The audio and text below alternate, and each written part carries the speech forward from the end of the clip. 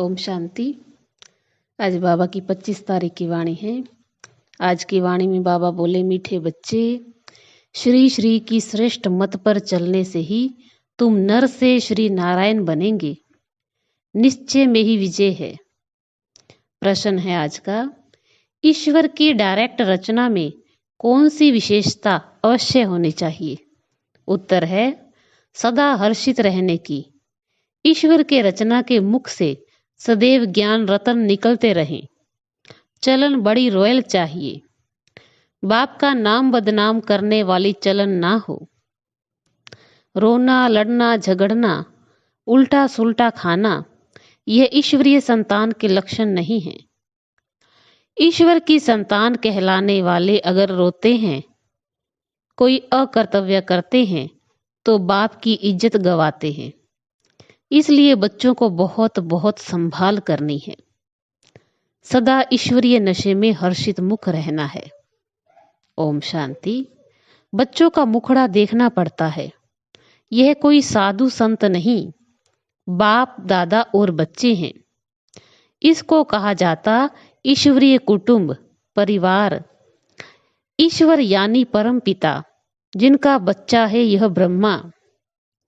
फिर तुम हो ब्रह्मा कुमार कुमारियां। वह है वर्ल्ड का फादर। यू सारी दुनिया के 3 फादर तो होते ही हैं। एक निराकार बाप, दूसरा प्रजापिता ब्रह्मा, तीसरा फिर लौकिक बाप। परंतु यह किसी को भी पता नहीं। चित्र आदि भी बनाते हैं, लेकिन जानते नहीं कि ये कब आए। शिव का भी चित्र है, ब्रह्मा विष्णु शंकर का भी चित्र है, परंतु वह क्या पार्ट बजाते हैं, उन्हों का नाम क्यों गाया जाता है, यह कोई जानते नहीं है। बल बहुत पड़े हुए हैं।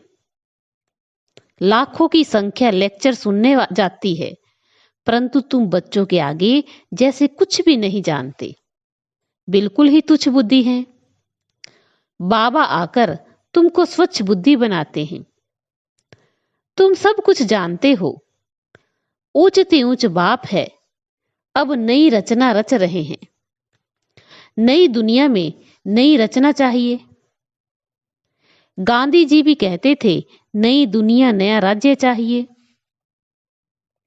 भारत ही है जिसमें एक राज्य सतयुग में होता है। सिर्फ सूर्यवंशी लक्ष्मी नारायण का राज्य होता है। फिर चंद्रवंशी का राज्य होता है, तो सूर्यवंशी प्रायलोप हो जाता है। फिर कहा जाता है चंद्रवंशी राज्य। हाँ, वह जानते हैं कि लक्ष्मी नारायण हो करके गए हैं, परंतु कहलाएगा राम सीता का राज्य। तो ब्रह्मा कोई क्रिएटर नहीं, रचयिता एक बाप है। शिव बाबा रचता आते हैं, आकर बतलाते हैं कि मैं कैसे नई रचना रच रहा हूं। ब्रह्मा द्वारा तुम ब्राह्मणों को रच रहा हूं, तो बाप से जरूर वर्षा मिलना चाहिए। ये थोड़ी सी बात भी कोई समझ जाए तो 21 जन्म के लिए अहो सौभाग्य। कभी भी दुख व विधवा नहीं होंगे। यह किसकी बुद्धि में पूरा नशा ही नहीं है बहुत सहज। गीत है आज का, तकदीर जगाकर आई हूं एक नई दुनिया बसाने। ओम शांति। तुम आते हो इस पाठशाला में। किसकी पाठशाला है? श्रीमद् भगवत की पाठशाला। फिर उनका नाम गीता रख दिया है। श्रीमद् श्रेष्ठ ते श्रेष्ठ परमात्मा की है। वह अपने बच्चों को श्रेष्ठ मत दे रहे हैं। आगे तो तुम रावण की असुरी मत पर चलते आए हो। अब ईश्वर बाप की मत मिलती है। मैं सिर्फ तुम्हारा बाप नहीं हूं, तुम्हारा बाप भी हूं, टीचर भी हूं और सतगुरु भी हूं। जो हमारे बनते हैं, कहते हैं शिव बाबा, ब्रह्मा मुख द्वारा हम आपके बन गए। प्रतिज्ञा करते हैं, मैं आपकी हूं, आपकी ही रहूंगी। बाबा भी कहते हैं, तुम हमारे हो, अब मेरी मत पर चलना। श्रीमत पर चलने से तुम सो श्रेष्ठ लक्ष्मी नारायण बन जाएंगी, गारंटी है। कल्प पहले भी तुमको नर से नारायण, नारी से लक्ष्मी बनाया था। ऐसा कोई मनुष्य कह न सके, किसको कहना आएगा नहीं। ये बाप ही कहते हैं, मेरे बच्चे, मैं तुमको राजयोग सिखलाकर फिर से स्वर्ग का मालिक बनाता हूं। सतयुग है अल्लाह की दुनिया। भगवती भगवान को अल्लाह कहेंगे। इस समय सब उल्टे लटके हुए हैं। चील आकर टूंगा लगाती है ना, तो यहां भी माया टूंगा लगा देती है। दुखी होते रहते हैं। अभी बाप कहते, तुमको इन दुखों से, विष सागर से क्षीर सागर में ले चलते हैं। अब क्षीर सागर तो कोई है नहीं। कह देते हैं, विष्णु सूक्ष्म वतन से क्षीर सागर में रहते हैं। ये अक्षर महिमा के हैं। अब मैं ज्ञान सागर तुम बच्चों को स्वर्ग का मालिक बनाता हूं। तुम काम चिता पर बैठने से जलकर काले बन जाते हो। मैं आकर तुम पर ज्ञान वर्षा करता हूं, जिससे तुम गोरे बन जाते हो। शास्त्रों में ये अक्षर है। सगर राजा के बच्चे जल मरे थे। बातें तो बहुत बना दी। अभी बाबा कहते, ये सब बातें बुद्धि से निकालो। अब मेरी सुनो। संशय बुद्धि विनशंति। अब मुझ पर निश्चय रखो तो निश्चय बुद्धि विजयंती। विजय माला के दाना बन जाएंगे। माला का राज भी समझाया है। जो अच्छी सर्विस करते हैं उनकी विजय माला बनती।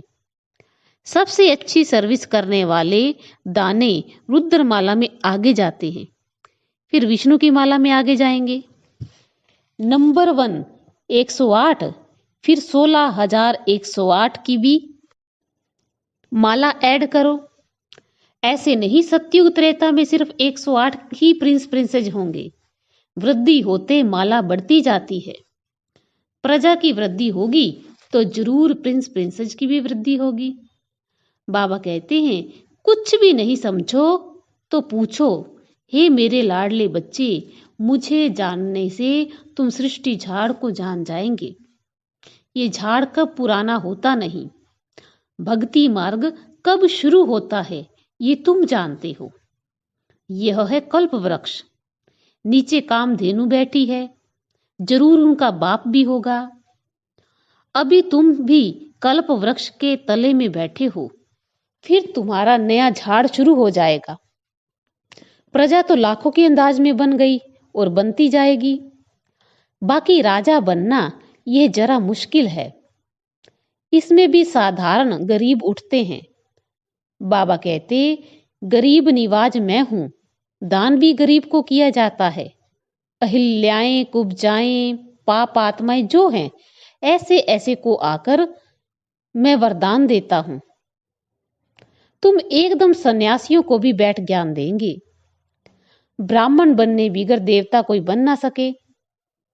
जो देवता वर्ण के थे वह ब्राह्मण वर्ण में आए, तब फिर देवता वर्ण में जा सके। गाते हैं कि तुम मात पिता हम बालक तेरे, सब हैं परंतु अब तुम प्रैक्टिकल में हो। यह है ब्राह्मणों की नई रचना। ऊंचती ऊंच चोटी ब्राह्मण, ऊंचती ऊंच भगवान, फिर ईश्वरीय संप्रदाय। तो तुमको इतना नशा रहना चाहिए। हम ईश्वर के पोत्रे पोत्रियां प्रजापिता के बच्चे हैं। अब ईश्वर के बच्चे तो सदैव हर्षित रहने चाहिए, कभी रोना नहीं चाहिए। यहां बहुत ब्रह्मा कुमार कुमारियां कहलाने वाले भी रोते हैं, खास कुमारियां। पुरुष रोते नहीं हैं तो रोने वाले नाम बदनाम कर देते हैं। वह माया के मुरीद देखने में आते, शिव बाबा के मुरीद नहीं देखने में आते। बाबा अंदर में तो समझते हैं, परंतु बाहर से थोड़े ही दिखलाएंगे, नहीं तो और ही गिर पड़े। बाबा कहते, अपनी संभाल करो।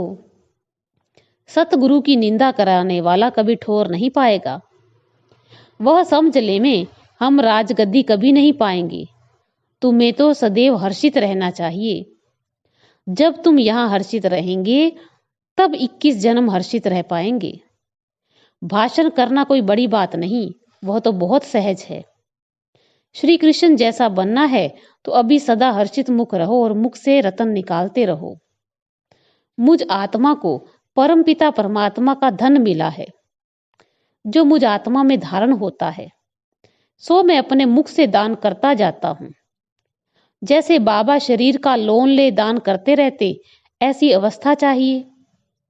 बाबा बाहर से भल प्यार देते हैं, परंतु देखते हैं कि इनकी चलन बदनामी करने वाली है, तो दिल में रहता है वह ठोर नहीं पा सकेंगे। बाबा को उलहना भी मिलता है, ईश्वरीय संतान फिर रोते क्यों? आबरू तो यहाँ ईश्वर की जाएगी ना। रोते हैं, झगड़ते हैं, उल्टा सुल्टा खाते हैं। देवताएं रोते तो भी और बात, यह तो डायरेक्ट ईश्वर की संतान रोते हैं, तो क्या गति होगी? ऐसा अकर्तव्य कार्य नहीं करना होता है जो बाप की आबरू गवाओ। हर बात में संभाल चाहिए। तुमको ईश्वर पढ़ाते हैं।